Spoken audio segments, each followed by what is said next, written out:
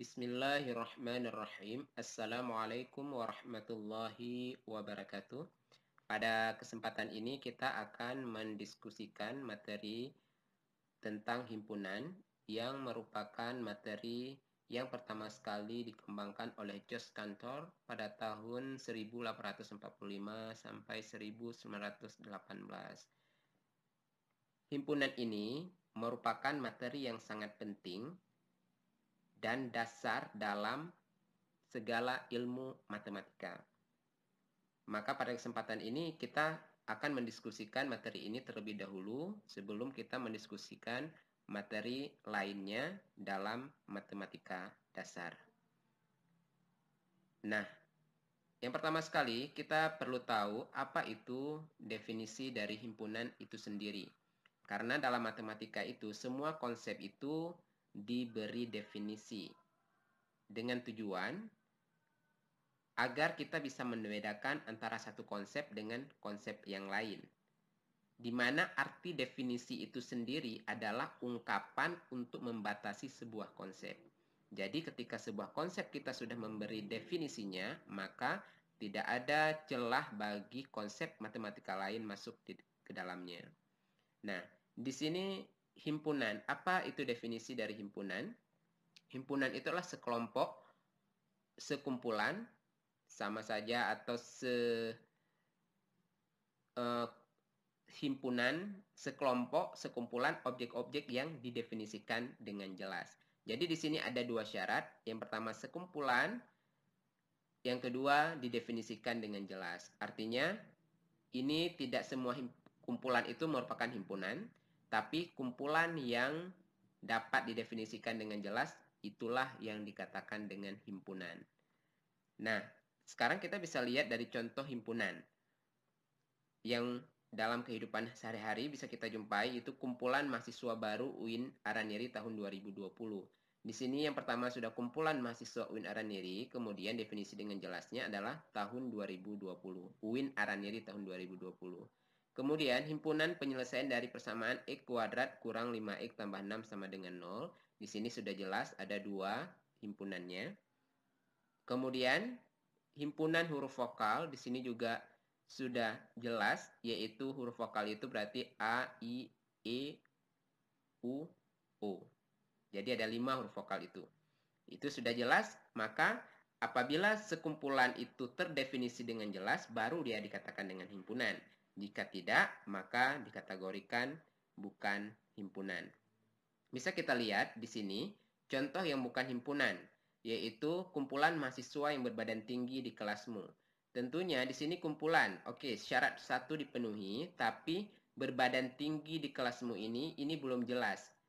Karena tinggi yang dimaksud di sini berapa? Apakah 170 atau rentang di antara 150 sampai 160? Nah, di sini definisinya atau belum didefinisikan dengan jelas tentang berbadan tinggi ini. Maka dikatakanlah ini bukan sebuah himpunan, walaupun dia sudah kumpulan.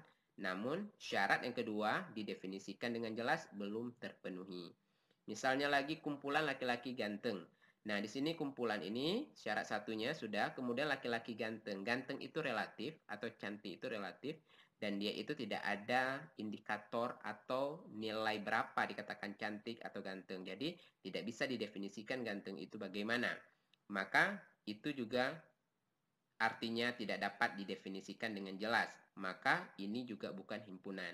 Kemudian kumpulan lukisan indah. Lukisan indah juga itu relatif kepada setiap orang. Maka artinya indah itu tidak dapat didefinisikan dengan jelas. Maka kumpulan lukisan indah juga dikategorikan dengan contoh yang bukan himpunan. Baik, kemudian tentunya himpunan itu ada notasinya atau cara menyatakan himpunan. Yang pertama, himpunan biasanya dinyatakan dengan huruf kapital, artinya huruf besar, misalnya A, B, X, dan sebagainya. Dan dinyatakan dengan menggunakan kurung kurawal. Ini kurung kurawal. Yang dalam ini kurung kurawal namanya. Jadi semua himpunan dinyatakan dengan huruf besar notasinya dan kemudian dibuka dengan kurung kurawal dan ditutup dengan kurung kurawal. Bukan kurung biasa, bukan kurung siku. Itu yang perlu diingat. Kemudian bagaimana cara menyatakan himpunan? Ada 3 cara dalam menyatakan himpunan itu. Yang pertama dengan kata-kata. Contohnya, himpunan P yang tadi, huruf besar, kemudian diawali oleh kurung kurawal dan diakhiri dengan kurung kurawal. Namun di sini kita menyatakan dengan kata-kata. 5 bilangan asli pertama, itu himpunan P, sedangkan Q, himpunan bilangan cacah ganjil yang kurang dari 10.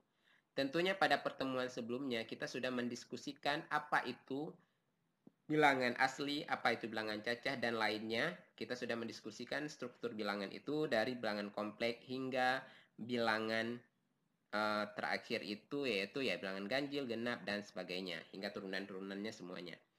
Jadi di sini nanti bisa dibandingkan antara yang dinyatakan dengan kata-kata, dengan notasi, pembentuk himpunan, dan dengan mendaftar anggotanya. Jadi contohnya sama di sini. Nanti bagaimana kalau ini dinyatakan dalam bentuk notasi, pembentuk himpunan, dan bagaimana kalau kita nyatakan dengan mendaftar anggota himpunannya. Jadi ini 5 bilangan asli pertama. Yang P, yang kedua himpunan bilangan cacah, ganjil yang kurang dari 10. Bisa kita lihat, ini yang kedua, yaitu dengan cara mendaftar anggotanya. Tadi di sini bilangan asli, 5 bilangan asli pertama. Kita tahu bahwa bilangan asli itu dimulai dari 1, 2, 3, 4, 5, dan seterusnya. Karena tadi dikatakan 5 bilangan asli pertama, berarti kalau kita daftarkan ya 1, 2, 3, 4, 5. Kemudian, yang kita tadi, kalau dengan kata-katanya adalah himpunan bilangan cacah ganjil yang kurang dari 10. Bahwa kita tahu bilangan cacah itu dimulai dari 0. Dan ini adalah ganjil. Berarti bilangan ganjil itu ya 1, 3, 5, 7, 9. Karena kurang dari 10. Itu kalau kita mendaftar anggotanya. Yang kedua, dengan menggunakan notasi pembentuk himpunan. Di sini, himpunan P berarti X sedemikian, X kurang dari sama dengan 5, X anggota A. A itu tadi simbol dari bilangan asli. Atau bilangan asli itu bisa juga disimbolkan dengan N. Jadi, ini coba kita lihat. X itu apa? Anggota bilangan asli. Ini kita sudah dengan notasi pembentuk himpunannya. X sedemikian, X kurang dari sama dengan 5, X anggota bilangan asli. Berarti kalau kita daftarkan, ini bilangan asli kurang dari sama dengan 5. Berarti kalau ada sama dengan, 5-nya masuk. 1, 2, 3, 4, 5. Kemudian Q, Y sedemikian, Y kurang dari 10, Y anggota bilangan cacah ganjil. Berarti bilangan cacah dimulai dari 0, 1, 2, 3, dan selanjutnya. Dan ini dikatakan bilangan cacah ganjil dan kurang dari 10. Berarti 1, 3, 5, 7, 9. Itu kalau dinyatakan dalam bentuk notasi, ini dengan mendaftar. Nah, ini penting sekali kita ketahui, artinya sebelum kita belajar tentang operasi himpunan.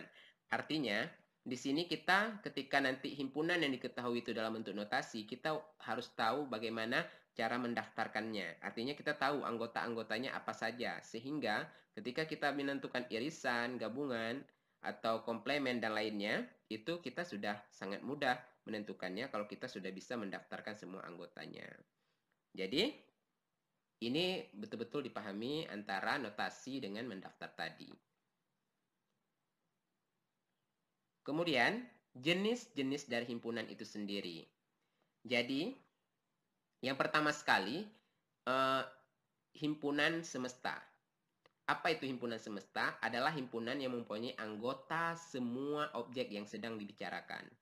Berarti, kalau kita berbicara misalnya manusia, tumbuhan, hewan, berarti semesta pembicaraannya makhluk yang ada ciptaan Allah. Nah, gitu kan semesta bicaranya atau alam semesta. Berarti di alam semesta itu ada apa saja? Ada manusia, benda mati, benda hidup, dan selanjutnya. Selainnya.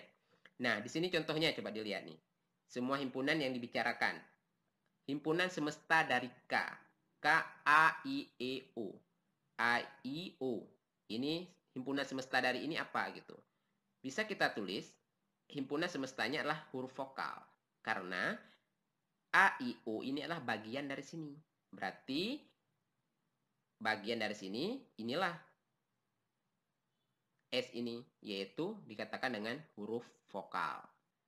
Atau bisa juga kita katakan karena A, I, O ini juga bagian dari bilangan, atau bukan bilangan, tapi dari huruf abjad Latin. huruf abjad Latin. Berarti semesta pembicaraannya itu huruf abjad Latin. Nah, gitu. Jadi semuanya yang 26 itu bisa bagian dari 26 huruf abjad Latin. Atau kalau lebih khususnya lagi ya huruf vokal tadi. Nah, gitu. Itulah berarti himpunan semestanya adalah kalau kita berbicara ini berarti ini semestanya atau ini. Berarti kalau kita berbicara misalnya mahasiswa matematika UGM tahun 2020. Nah, gitu. Berarti kalau semestanya itu ya semua mahasiswa matematika UGM. Nah, gitu. Karena kita yang 2020 itulah bagian dari universitas tersebut. Berarti yang tadi itu yang di atasnya apa? Itulah yang dikatakan dengan semestanya. Kemudian untuk yang selanjutnya yaitu himpunan kosong. Adalah suatu himpunan yang tidak memiliki anggota yang dinyatakan dengan simbol seperti ini, kurung kurawal, tapi di dalamnya tidak ada anggota, atau dengan seperti ini. Ditarik garis ada 0 atau O, bisa ditarik garis seperti ini. Itu simbol dari himpunan kosong. Kalau semesta tadi simbolnya S. Nah, jadi suatu himpunan yang tidak memiliki anggota. Adakah sebuah himpunan yang tidak ada anggota? Misalnya kita umpamakan tadi mahasiswa matematika Leting 2020 tadi. Matematika Universitas Muhammadiyah misalnya. Muhammadiyah Aceh tahun 2020. Jadi pada 7 tahun ke depannya, pada tahun 2028, tentunya mahasiswa matematika yang masuk tahun 2020 itu tidak ada lagi. Karena mau tidak mau pada tahun 2028 itu selesai nggak selesai sudah di DO 7 tahun. Berarti kan himpunan mahasiswa yang tahun 2020 yang masuk sekarang akan menjadi sebuah himpunan kosong ketika tahun 2028 dan seterusnya. Nah, gitu. Jadi itulah yang dikatakan dengan himpunan kosong, artinya tidak memiliki anggota. Kemudian yang ketiga itu ada contohnya. Nah, tadi contoh himpunan kosong yang kita biasanya dalam kehidupan sehari-hari. Nah, di sini kalau dikata-kaitkan dengan bilangannya, misalnya himpunan A itu X sedemikian. Nah, kalau seperti ini berarti antara bilangannya X sedemikian, ya, X lebih dari 4 kurang dari 5. X anggota bilangan asli. Berarti X itu antara 4 dan 5. X lebih dari 4 kurang dari 5. X anggota bilangan asli. Bilangan asli itu kan berarti 1, 2, 3, 4, 5. Ini di antara 4 dan 5 itu ada nggak bilangan asli? Tidak ada lagi. Karena bilangan asli itu kan bilangan bulat positif. Berarti di antara 4 dan 5 itu ada 4,5. Tapi bukan bilangan asli. Tapi itu sudah bilangan real. Nah, jadi bukan lagi bilangan asli. Maka himpunan A itu dikatakan dengan himpunan kosong. Begitu juga yang B. X sedemikian X kuadrat sama dengan negatif 1. X anggota bilangan real. Ketika X-nya kita cari, tertentukan, maka kita akarkan akar X kuadrat, akar negatif 1. Berarti X sama dengan plus minus akar negatif 1. Akar negatif 1 itu kan bilangan imajiner. Artinya bilangan negatif di dalam akar itu bilangan imajiner. Berarti sedangkan tadi semesta pembicaraannya X adalah bilangan real. Maka dia itu bukan bilangan real tadi imajiner. Maka dikatakanlah bahwa himpunan B itulah himpunan kosong. Artinya tidak ada anggotanya. Nah, gitu. Inilah contoh yang berkaitan dengan bilangan tentang himpunan kosong. Kemudian, himpunan finite dan infinite. Terbatas dan tidak terbatas. Di sini, himpunan P, Y sedemikian, Y kurang dari 20, Y anggota bilangan bulat positif. Nah, ini finite, terbatas. Berarti apa? Y anggota bilangan bulat positif. Tadi Y kurang dari 20. Berarti 1, 2, 3, 4. Bulat positif kan dimulai dari 1. 1, 2, 3, 4 sampai 19. Berarti terbatas. Nah, gitu. Sedangkan yang B, Q, Z sedemikian. Z lebih dari 5. Z anggota bilangan real. Berarti lebih daripada 5 itu ya banyak sekali. Sampai tak hingga. Tidak sanggup kita daftarkan itu semuanya. Maka dikatakanlah itu infinite. Nah, gitu. Selanjutnya, ada himpunan bagian. Berarti dikatakan bagian, berarti tentunya itu lebih kecil dibandingkan yang asalnya gitu, karena bagiannya gitu. Jadi himpunan A merupakan himpunan bagian dari B. A ini bagian dari B jika setiap anggota A menjadi anggota B. Artinya semua anggota A itu ada di B. Kalau simbolnya A subset bacanya B. Artinya A himpunan bagian dari B. Contohnya, diketahui P itu 1, 2, 3, 4, 5, 6 dan Q 2, 4, 6. Ini semuanya sudah didaftarkan anggotanya. Tentukan hubungan himpunan Q dan terhadap P dan gambarkan diagram Venn-nya. Nah, kita lihat apakah 2 ada di P? Ada. Apakah 4 ada di P? Ada. 6 ada di P. Berarti Q itu merupakan bagian dari P. Berarti bisa kita jawab yang tadi pertanyaannya, berdasarkan soal di atas dapat dilihat bahwa setiap anggota himpunan Q itu adalah merupakan anggota himpunan P. Maka hubungan himpunan Q terhadap P adalah himpunan Q merupakan himpunan bagian dari P. Atau Q subset P. Seperti ini. Atau bisa ditulis 2, 4, 6 itu bagian dari 1, 2, 3, 4, 5, 6. Artinya setiap anggota himpunan Q ada di anggota himpunan P. Atau terdapat pada himpunan P. Nah, inilah gambarnya. Kalau kita gambarkan diagram Venn ini, berarti ini semesta artinya yang semua terdapat ini berarti semuanya objek-objek yang dibicarakan atau anggota semestanya.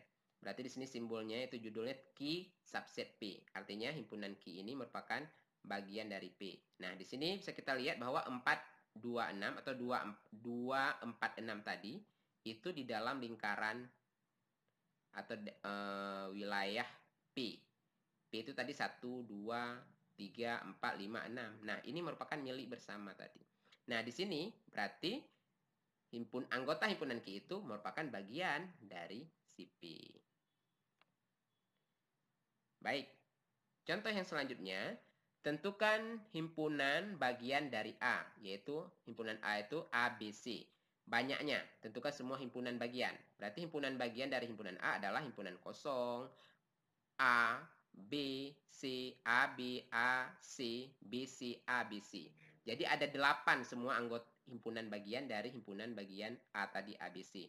Perlu diingat, himpunan kosong dan diri sendiri itu selalu merupakan himpunan bagian dari sebuah himpunan. Jadi himpunan kosong sudah pasti.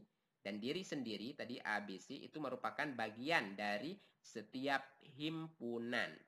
Nah, yang lainnya ya kita pecahkan aja. A, B, C, AB, AC, BC, ABC. Nah, ini semuanya ini merupakan himpunan bagian dari ini. Artinya setiap ini berarti ada di sini, kemudian setiap A ada di sini, B ada di sini, dan selanjutnya. Nah, kuncinya banyaknya himpunan bagian dari sebuah himpunan A adalah 2 pangkat NA. Misalnya ada sebuah himpunan A, maka banyaknya himpunan bagian A yaitu 2 pangkat NA, di mana NA itu adalah banyak anggota himpunan A. Contohnya tadi, berarti banyaknya anggota himpunan A ada 3, A, B, C. Berarti NA itu 3 buah anggota himpunannya. Berarti kalau kita mau tahu berapa banyak anggota himpunan bagiannya, berarti 2 pangkat 3. 2 pangkat 3 itu berarti 2 kali 2 kali 2, yaitu 8. Berarti ini kalau kita daftarkan ini ada 8. 1, 2, 3, 4, 5, 6, 7, 8. Ada 8 anggotanya. Ini konsepnya atau rumusnya untuk menentukan banyaknya himpunan bagian dari sebuah himpunan. Nah ini 2 pangkat NA, dengan mana NA itu adalah banyaknya anggota himpunan A. Ini nggak mesti A, tadi dimisalkan adalah himpunan A. Mau B, mau C, atau apapun himpunannya. Itu cara menentukan banyaknya himpunan bagiannya. Nah, pada bagian ini, kita hanya mendiskusikan 5 jenis himpunan tadi. Karena banyak lagi himpunan yang lainnya. Karena ini di matematika dasar itu yang pertama sekali yang sangat penting adalah tadi 5 jenis tadi. Nah, gitu. Nah, cukup sekian penjelasannya. Jika ada yang kurang jelas atau ingin ditanyakan, boleh ditanyakan langsung di bawah komentar di video ini. Sekian, assalamualaikum.